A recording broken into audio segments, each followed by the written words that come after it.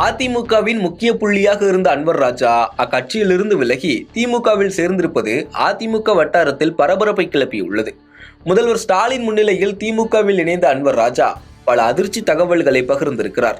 குறிப்பாக தான் உட்பட யாருடைய கருத்தையும் கேட்காமல் எடப்பாடி பழனிசாமி செயல்பட்டு வருவதாக கூறிய அவர் பெயர் குறிப்பிடாமல் 7 பேரை குறிப்பிட்டிருக்கிறார். அன்வர் ராஜாவின் விலகல் அதிமுக தலைகள் விலகல் படலத்தின் துவக்க புள்ளியா என்று விரிவாக பார்க்கலாம்.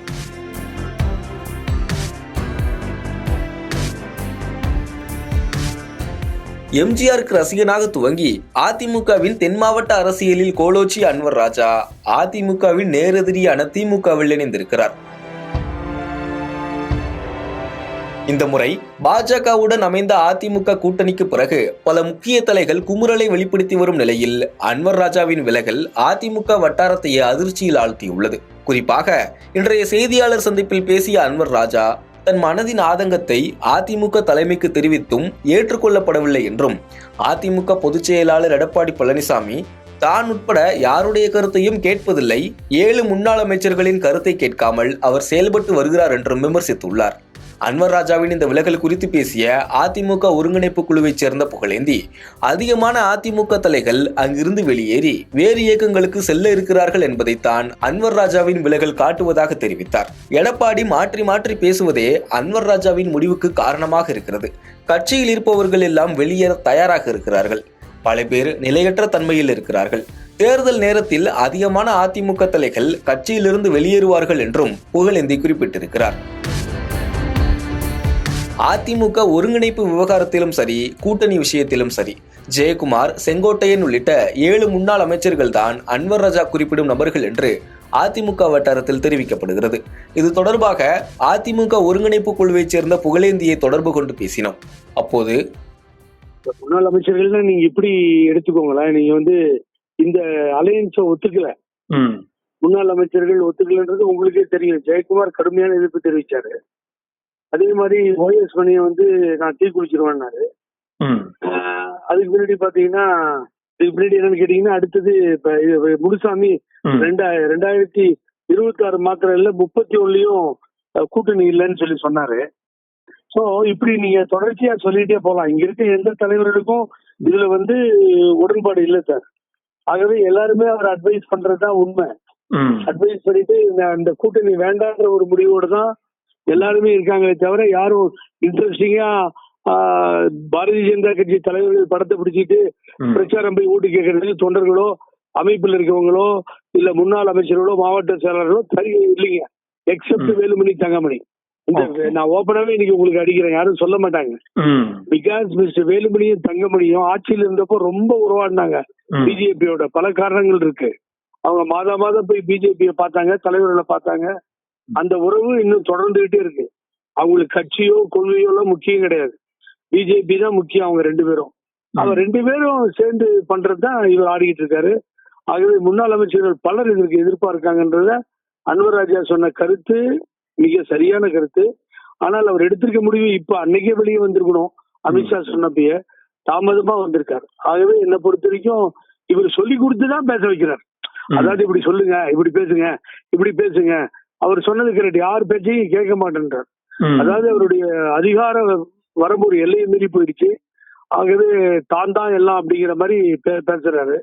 ஆகவே இது நிலையான ஒரு வாழ்வு கிடையாது சார். அரசியல்ல ரொம்ப மோசமான ஒரு கட்டத்தில் போயிடும் சார். இன்னொரு கேள்வி, எம்ஜிஆர் அவரோட ரசிகரா இருந்து அவருக்கு இருந்த காலத்துல இருந்தே அதிமுகவுல முக்கிய முகமா தென் மாவட்டத்துல பயணிச்ச அன்வர் ராஜா அதிமுகவுக்கு நேர் எதிர் துருவமா நிக்கிற திமுகவுல போய் சேர்றாரு. இந்த மாதிரியான இன்னும் பல பேர் போய் சேர்றாங்க நீங்க சொல்லும் போது அவங்களோட சாய்ஸ் எதுவா சார் இருக்கும்? எந்த கட்சியா இருக்கும்?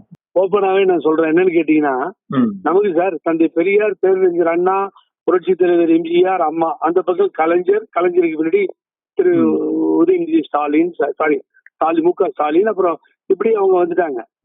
திராவிட பாரம்பரியத்தில் தான் நம்ம காலூன்றி வளர்ந்து ஒரு 58 வருஷமா ஆட்சி கட்டல்ல மாறி மாறி ஆட்சியில் இருக்குமே தவிர, நமக்கு இந்து முன்னணி மாநாட்டுல போய் கலந்துக்கோ, கூட்டத்துல போய் கலந்துக்கோ, 100 வருஷம் RSS ஆயிடுச்சு, RSS போய் கலந்துக்கோன்னு நம்ம அந்த வழியில வரல. ஆனா இப்ப தடம் புரண்டு சொந்த நலனுக்காக இவங்க இன்கம் டாக்ஸுக்கு பயந்துட்டு இந்த முடிவை எடுத்து RSS, பிஜேபி, இந்து முன்னணின்னு போறாங்க. ஆகவேதான் அதை வந்து யாரும் தொண்டர்களும் மற்றவங்களும் ஒத்துக்கிறது இல்ல. அப்ப என்ன ஆகும்னு கேட்டீங்கன்னா, இந்த சாய்ஸ் கேட்டீங்க நீங்க, அந்த சாய்ஸ் வந்து என்ன நினைப்பாங்க தொண்டர்கள்னா, இப்ப திராவிட இயக்கம் வழி வந்த அத நலன் காக்கக்கூடிய கட்சி எதுன்னு பாப்பாங்க. Against BJP, against RSS, against Hindu முன்னணி, இதுக்கு எதிர்ப்பா எந்த கட்சி ஸ்ட்ராங்கா நிக்குது அந்த கொள்கையில நினைக்கும் பொழுது, அப்புறம் அன்வர் ராஜா மாதிரி ஆளுக்கு வேற வழியே இல்லைங்க, வேற ரூட்டே இல்ல. சோ இதுல மிஸ்டர் விஜய் ஸ்ட்ராங்கா நின்னாருன்னா, அந்த பெரியார் படத்தை போட்டாரு, எம்ஜிஆர் படத்தை போட்டாரு, அப்படி ஸ்ட்ராங்கா நின்னாருன்னா ஆகவே அவர் பக்கமும் போகக்கூடிய வாய்ப்புகள் இருக்கு. திராவிட முன்னேற்ற கழகம் திராவிட பாரம்பரியத்தில் நிக்குதுன்னு சொல்லி அங்க அன்வர் ராஜா போனதுலயும் எந்த மாற்று கருத்தும் இல்லைங்க. ஆனா நாளடைவுல இங்க இருக்கவங்க போறதுதான் பாக்குறாங்க. ரொம்ப ரொம்ப மன கஷ்டமா இருக்கு. இப்ப கூட நான் இறங்கி வரும்போது ஏர்போர்ட்ல சில பேரை பார்த்தேங்க. அங்க எல்லாருமே நீங்க எல்லாம் ஒன்னா சேர்ந்து ஸ்ட்ராங்கா நிக்கணும் சார்ன்ற அட்வைஸ் தான் மக்கள் மத்தியிலயும் தொண்டர்கள் மத்தியிலயும் வருது. ஆனா அதுக்கு இறங்கியே வரமாட்டேன் சார் பழனிசாமி. அன்வர் ராஜா சொன்ன மாதிரி யாருமே கட்சியில அவருக்கு அட்வைஸ் பண்ற நிலைமையில ஒரு ஆள் கிடையாது, ஒருத்தர் கிடையாது. Included mister Ponnaiyan, mister Tamilmagan Hussain, இப்ப அன்வர் ராஜா இருந்தால் அவரும் போயிட்டாரு. ஆகவே அடுத்த இடத்தில் அவருக்கு அறிவுரை சொல்லக்கூடிய அளவில் ஒருவர் கூட இல்லை. ஆனால் அத்தனை பேருக்கும் பின்னாடிதான் இவர் இருந்தார், முன்னாடி இல்ல. அத்தனை பேருக்கும் இன்க்ளூடட் புகழேந்தியை சேர்த்து நான் அம்மா கிட்ட எவ்வளவு க்ளோஸா இருந்தேனோ, இன்னைக்கு என்னுடைய பிறந்த நாள் போய் மலர் தூவி நான் வந்து வாழ்த்து வாங்கி அந்த சிலைக்கு போய் திருவள்ளுவர் சிலைக்கு பண்ணிட்டு வந்தேன். ஆனா எவ்வளவு ஒரு 20 வருஷம் இந்த தேதியில அம்மாவை பார்த்திருக்கேன். அந்த அளவுக்கு கூட இவங்க எல்லாம் க்ளோஸா இல்ல சார். ஆனா இன்னைக்கு யாரையும் மதிக்க மாட்டேன்றார், யாரையும் பேச்சை கேட்க மாட்டேன்றார் சார். அவருக்கு சொன்ன ஒரு பெரிய நாங்க சொன்ன அட்வைஸ், நீங்களே தலைவரா இருங்க பரவாயில்ல, ஓபிஎஸ்க்கு ஒரு பதவி, சின்னம்மாவுக்கு வந்து அவங்களுடைய சப்போர்ட், இப்படி எல்லாம் வாங்கிட்டு எல்லோரும் இணைஞ்சு போலான்னு சொன்னோம். ஆனா எதையுமே அவர் கேட்கலைங்க. நீ அதுதான் வந்து ரொம்ப உன்னிப்பா கவனிக்கணும். அதுவே கட்சி அழிந்து கொண்டிருக்கிறது, அதுல மாற்று கருத்தே இல்லை. நேற்றுக்கு ஒருத்தர் பைத்தியகாரத்தனமா காலில் விடுறாரு. ஆமா, அது ஒண்ணுதான் ஓபிஎஸ் பண்ணாம பாக்கி இருந்தது. இப்ப வைத்திலிங்கம் ஓபிஎஸ் வைத்திலிங்கமும் மிஸ்டர் மனோஜ் பாண்டியனையும் ஸ்டேஜில் வச்சுட்டு அவர் இந்த வார்த்தையை சொல்றாரு. பேரறிஞர் அண்ணா பிறந்த ஊர் சார், தன்மானம் மிக்க ஊர், சுயமரியாதையான இடம். அங்க போய் இப்படிப்பட்ட அசிங்கமா காலில் விடுறேன் கையில விடுறேன்னா அப்படிப்பட்ட அரசியல் தேவையில்லை சார் நமக்கு. மக்கள் காலில் தான் சார் விடணும், மக்கள்கிட்ட தான் போய் காலில் விழுந்து மன்னிப்பு கேட்கணும்.